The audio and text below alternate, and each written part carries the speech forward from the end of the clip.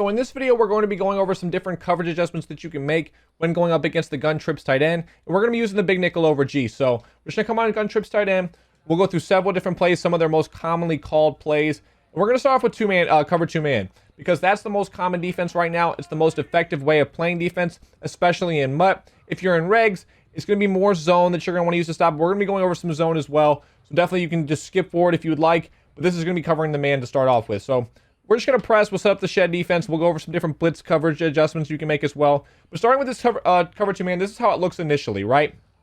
So right off the bat, you see this linebacker has to cover the running back. And that's going to be tough if they have the running back on a table route or anything like that. So what I would probably want to do is I would probably use this person to either coverage out into a zone or put them on the tight end to have more of a chance. But if the tight end's on a corner route, they're still going to have that issue going across the field. So another thing that you could do is make this your user, and you could take this deep half, put them on the tight end, and then put this linebacker on the running. Oop, did not mean to do that. We'll press right back. Put this one on the running back like that, and you can kind of go from there, and you're going to be usering here. Or vice versa, you can put this player on the running back, put this player on the tight end, and go from there. That's something that you can do right off the bat, because you don't really have to worry about keeping your deep half over here, because there's nothing on that side. Like if they streaked or faded their receivers on the left side, they could get over the top against you if you got rid of this deep half, if you didn't shade up. So that's why we're keeping this deep half for starters. But if they motion someone over, maybe you'd want to put this deep half back, and then you can worry about using the player that you're leaving open. And then one thing that you do have to worry about is the S post coming from PA shot post. So if they audible into it here, that S post can beat the deep half going over the top. So you would just have to keep an eye on that as your user. So if you saw that play called and you saw the S post starting to run and your deep half was not there, so let's put this back on the running back. If your deep half was not there, you could start running back for that. So just keeping an eye for it. Something else that you could do here is if we reset from the two-man under, is since this player is going to struggle to get out to the running back on table routes, you could put this player in a purple like this, and then you could put this person on the tight end, and then you could use her, and you could just watch. If the running back goes out, you use the running back. If they don't go out, you can kind of work your way back towards the middle of the field. Another thing you could do is put this player in a purple, and then you can kind of watch the running back and the tight end. So if they put the tight end on a streak or something, you have to run with it, and you can kind of let the running back that's in the table route get covered by the purple. And if the running back's on like an angle route or something, they're going to end up getting like 10 or 15 yards. But you're just kind of taking a risk there. And one way that you can kind of counter that is I would like to cut, if they don't have any like mobile QB, so with Mahomes, you'd probably want to spy. But if they don't have a mobile QB, you could put the D end in like a vert hook here. You see vertical hook L, vertical hook right, that's left and right, and then hook curl L and hook curl R. I'll do vertical hook left, just like this. So if they have the running back on an angle route, that'll stop that. So it's just different things you can do here. And if we, something that I want to note is with these purples, you're going to want to go to your coach adjustments and change them to 20 or 25 to stop these crossing routes like this. So if I call timeout here, I want to show you in the coach adjustments where we can go to set that. So if we go to our coach adjustments and scroll down, you have our flats here. I would do the purples on 20. That's what I like to do against trips tight end. That's pretty much what I'll do most of the time. So we'll go back to this two-man under. That's going to help you be effective against that. And now we'll go to just this play so we can see the angle route. So if they have that angle route there, we'll go back to our adjustments. So if you're looking like this, if this is your defense and they do this play, here's what you can do. So this, they're in curl flat. You let that purple take away that. You can get back on this angle route early, get back, and then the angle route's kind of taken away by that yellow. In that small little window, they can throw it if your user's a little bit off. But honestly, we didn't really have to even lurk back to the post because the man coverage did a pretty good job. So if you look here, we could bounce back to this angle route. We don't really have to lurk back to that post. That's a tough throw with the man coverage there, and they're going to be working the way out to the purple anyways. And that's really the only angle they have to throw that angle route, because it gets out to this vert hook and it stops because they got sacked. But you're in that gap right there, and it's going to kind of take it away if it gets far enough. So that's something else you could do to try to stop it. One last thing here at a two-man under is I want to talk about the shading up. So if you shade up and you don't have like just super slow corners compared to the receivers, if they're close to relative speed, like within like 4, or I would say, they're going to keep up with them on shaded up on streaks. So like streaks and fades aren't going to beat them over the top. You can put purples on the outside with 25-yard purples. That'll stop the tight end crosser. So a common thing out of trips tight end is to do this. Something like something like this is a setup I like to do, or like a post from the tight end, but similar concept here. That 25-yard purple will take that away. So if you do this here, maybe man this up to the tight end, you're worrying about the running back. I like to blitz my user. Maybe you want to spy to stop anything over the middle, as well as stop the QB running. That 25-yard purple should take that away. You see the running back go out. You can go down and lurk, and everything's taken away. So we'll look at the replay here. Maybe they can throw that crosser super early across the middle of the field, but the late throw is not there. That window is no longer there. So maybe they throw it right there if their reads are perfectly on point. But once it gets over here, like at that point, that 25-yard purple is going to make a play on that, and they can't throw that any longer. Everything else pretty much taken away. You're using the slant and the table route kind of at the same time, and essentially they can't get beat by streaks when you shade up. So I want to show you the streaks and fades here. Now Tyreek Hill is that fast that they may get open, but the rest of the team shouldn't get open. Maybe Hardman as well, but in regs, again, this is more of like a Mutt style defense. We'll get to zone here in a second, but for Mutt, as long as you're within like 4 speed or so, they shouldn't get beat deep. And I'm shading up here, so I shaded over top, and we'll just put fades on everybody just so you can see it. Now I expect Tyreek Hill to probably get open, but the rest should be just fine. And just hike here, and you see even Tyreek Hill is probably not throwable. And that's, I think, 6 speed difference, 93 on Maddox versus 99 on Tyreek Hill. So look at the replay here. We shaded over top, and we don't have any more deep blues at all. Hardman probably can't throw that. That's pretty much mirrored. Maybe Tyreek Hill. Maybe. That's like a step. Sammy Watkins is not there. Tough throws. So when you shade up, you don't really have to worry about the streaks. You can still get beat deep by like the S post on PA shot post when you shade up.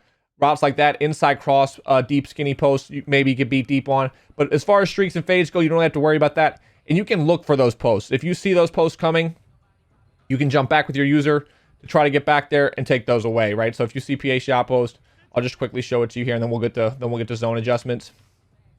So set up the defense. We're spying here. We have purples. We shade up, right?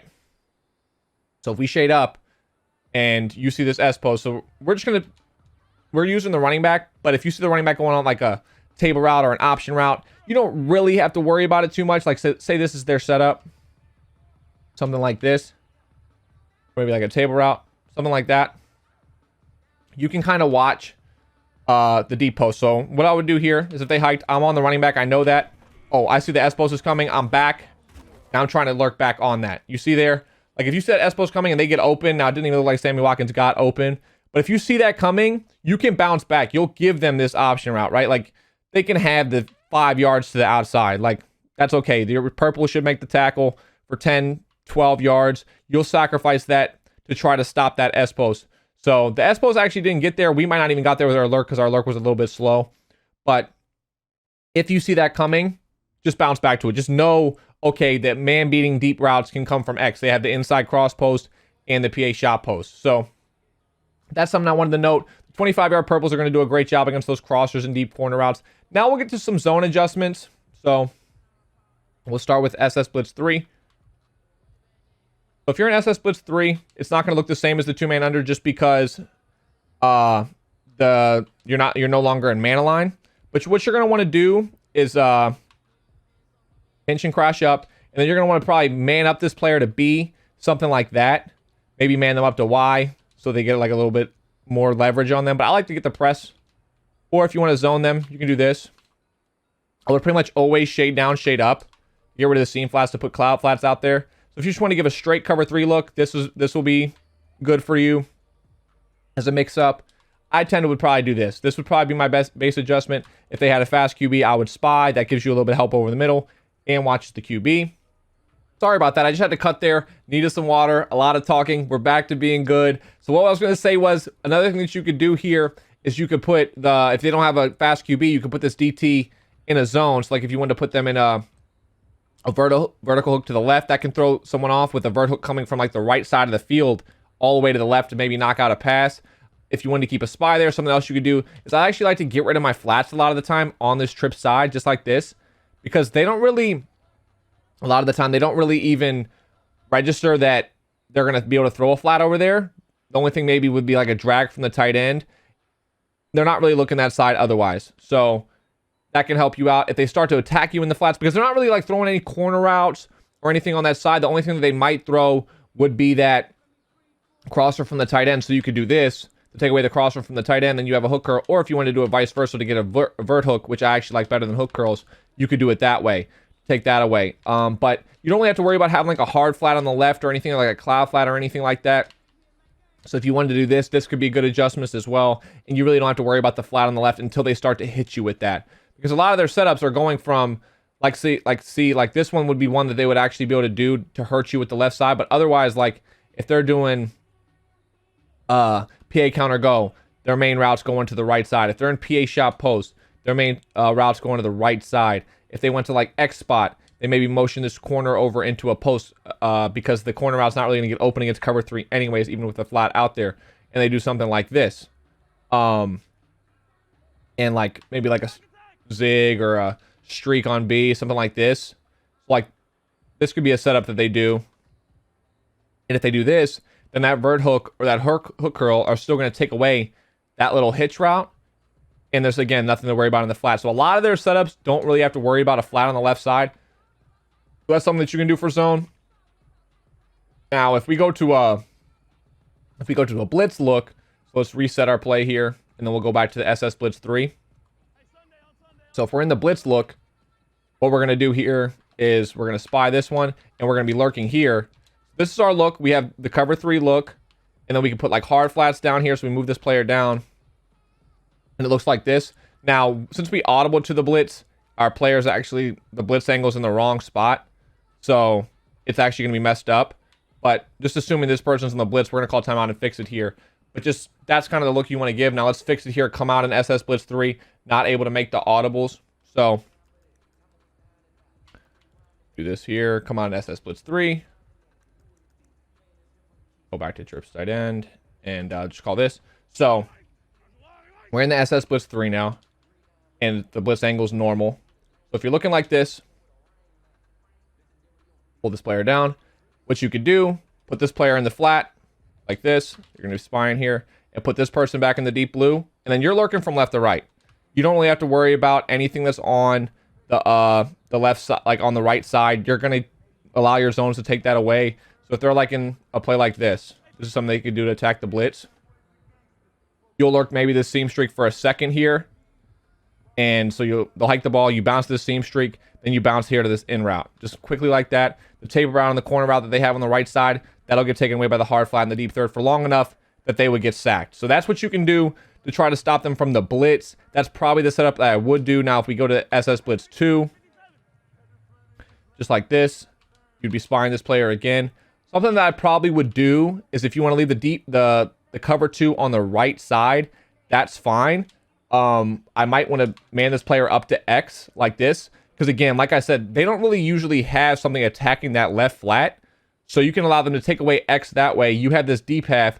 Or you can man this up to Y here and shade over top to not allow yourself to get beat deep. If you didn't want to shade over top, you could leave the deep half still. And you're lurking the left side again. It's going to be the same kind of concept here. They hike the ball. And if they're in the same exact play, you allow that soft squat or that cloud flat on the right side to kind of play the taper route and the corner route for long enough time that if they throw the taper route, it's a few yards. If they won't have time to throw the corner route, and you just take away the B and Y long enough for them to get sacked. So you bounce to B, and if you see the in route coming open against the man-to-man, which you probably wouldn't see because man-to-man is going to do a good job against that, you could bounce down to that. But I would probably just stay on the same streak with B up until the point where they get sacked. So that's some adjustments you can make against cover 3. Again, the keyest things here is making sure you're putting those purples in. So if we're back in the zone here, just quickly go back to like SS Blitz 3. If you're having trouble stopping like their crossing routes, you can put this in a purple here. Man this to B. So that purple is going to take away the tight end crossing route. If you want to put this player in a purple, that'll stop the PA counter going the PA shot wheel crossing routes like this. If you wanted to spy this person against fast QBs, you could do that. If you wanted to coverage them against slower QBs, you could do that as well. You could always blitz 4 as well if you think that they aren't going to have any quick opening routes and they're going to get a quick enough shed from 4 people sending. I like to send 3. I feel like 3 does definitely a good enough job of shedding. And from there, you can kind of just take away their first few routes, and usually you'll get a block shed. So that's some things that you can do against trips tight end. Hopefully that helps you out against it, and hopefully you're able to mix in these things and disguise your coverages. Do note, though, like I said, if you audible from 2-man under to SS Blitz 3, it'll mess up your blitz angle a lot of the time if you came out in the 2-man under like we did. So keep that in mind. That's something to note, but I hope this helps you out against trips tight end.